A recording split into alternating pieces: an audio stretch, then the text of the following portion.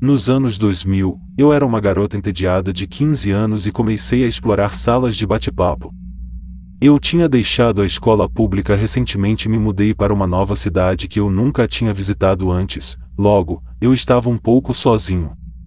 Achei que seria legal se eu pudesse me conectar com pessoas da minha idade na minha nova cidade. Sempre fui muito cautelosa com minhas informações pessoais, então não estava muito preocupada com nada de ruim acontecendo. Acabei conhecendo meu namorado através de uma das salas de bate-papo.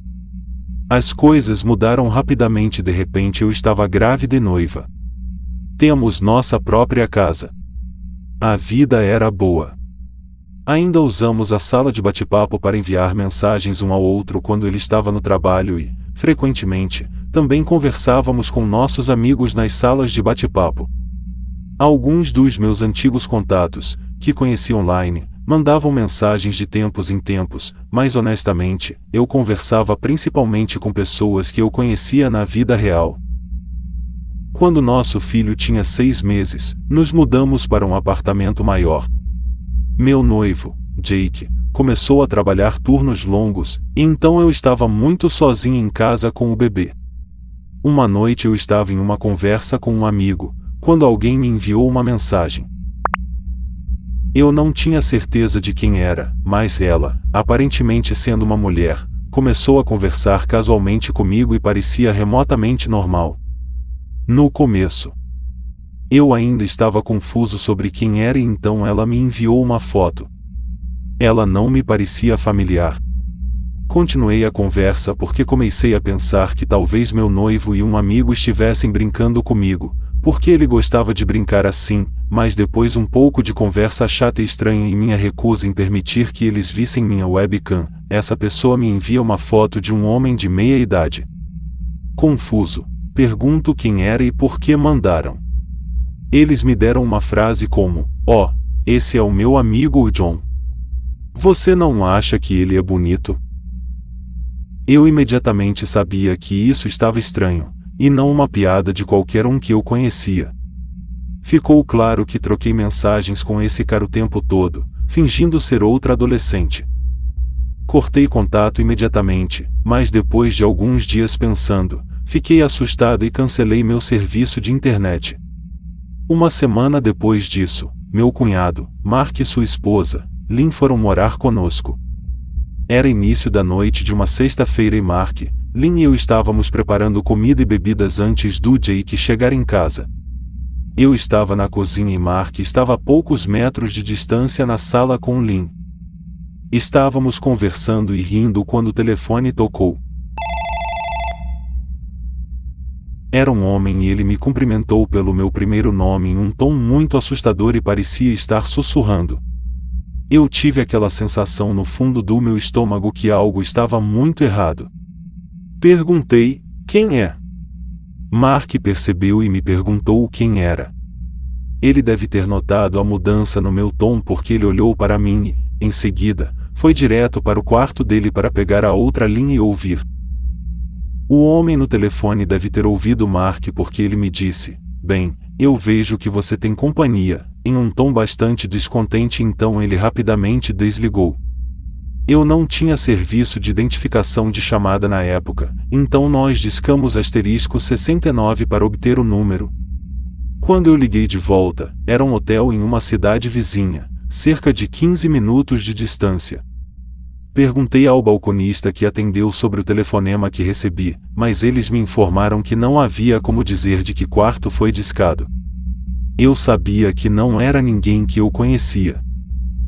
Minha linha telefônica só estava ativa por alguns meses naquele momento, estava listada em meu nome, mas eu só tinha dado para a família e alguns amigos próximos.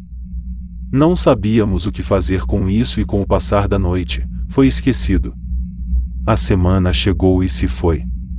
Recebi algumas ligações de números bloqueados onde ninguém respondeu, mas tentei me convencer de que estava me preocupando demais e que não era grande coisa. Nos preparamos para outro fim de semana juntos.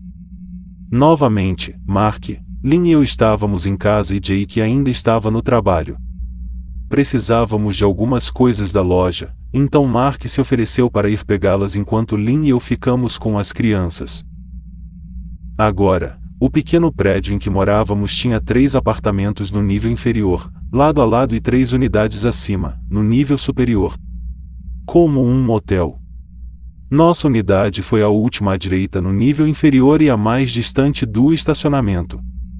Quando você sai do nosso apartamento para ir ao estacionamento, você desce uma passarela de cimento e passa pelos outros 2 apartamentos inferiores.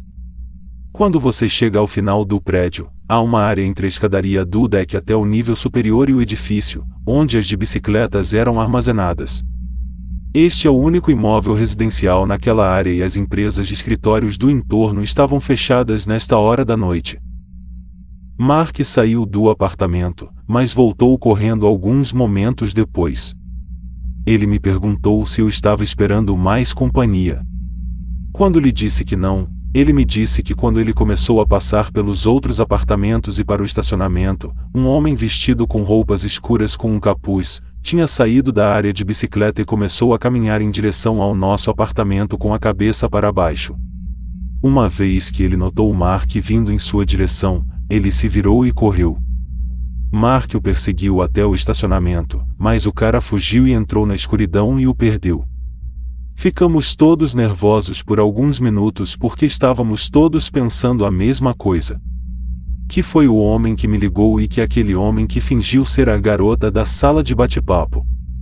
Eu só não tinha ideia de como ele teria descoberto o meu número, a menos que talvez eu tivesse dado a alguém anteriormente, pensando que eles eram outra pessoa, mas realmente foi a ele.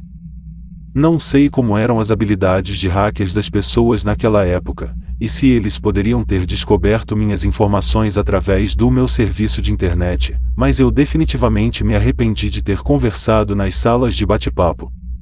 Depois disso, de tão aterrorizados, nos mudamos para outra cidade, e eu nunca listei um número de telefone fixo em meu nome novamente, e definitivamente nunca mais voltei para aquelas salas de bate-papo.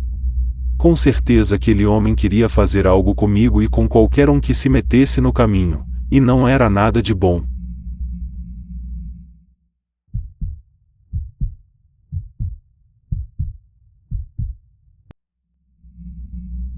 Quando eu tinha 14 anos, eu morava na rua de um mercado, e caminhava até lá para comprar doces ou maquiagem talvez 1 ou 2 vezes por semana depois da escola. Eram menos de 10 minutos de caminhada e eu me sentia segura, embora nessa idade todos nos sintamos invencíveis. Um dia, na fila esperando para pagar minhas compras, senti algo fazer cócegas nas minhas costas. Sempre tive cabelo comprido e achei que era um fio solto aleatório, então ignorei. Então a cócega aleatória se transformou em algo sólido, e eu senti um aperto no meu sutiã. Como se alguém estivesse segurando a correia traseira ganchos do meu sutiã na mão. Fiz um barulho, corri para a frente, quase esbarrando na pessoa na minha frente, e me virei para ver um cara atrás de mim. Comecei a perguntar: "O que diabos?" Mas ele me cortou e disse: "Você tinha um fio solto." Eu estava super confusa, então naturalmente eu disse: "Hein? Um fio solto de cabelo nas suas costas." Achei super estranho e me portei defensivamente. Ele estava invadindo meu espaço pessoal. "Ok." Eu disse, super assustada neste momento. "Bem, você está andando por aí toda desarrumada, pelo menos conserte o seu visual ou deixe-me fazer isso por você." Eu enfrentei-o e ignorei-o, paguei pelos meus doces e brilho labial, e depois fui embora. A meio caminho da minha casa, um carro parou ao meu lado e, eis que é ele. "Pule, eu vou te dar uma carona." Ele chamou pela janela do passageiro. "Estou bem, obrigada, estou quase em casa." Eu disse de volta enquanto acelerava meu ritmo. "Não, vamos lá, está tudo bem." Ele andou de volta, e neste momento ele meio que parou e angulou seu carro de modo que ele estava quase na calçada. "Não, obrigada." Gritei de volta para ele antes de correr para o outro lado da rua. Mantive meu ritmo de caminhada, mas estava surtando.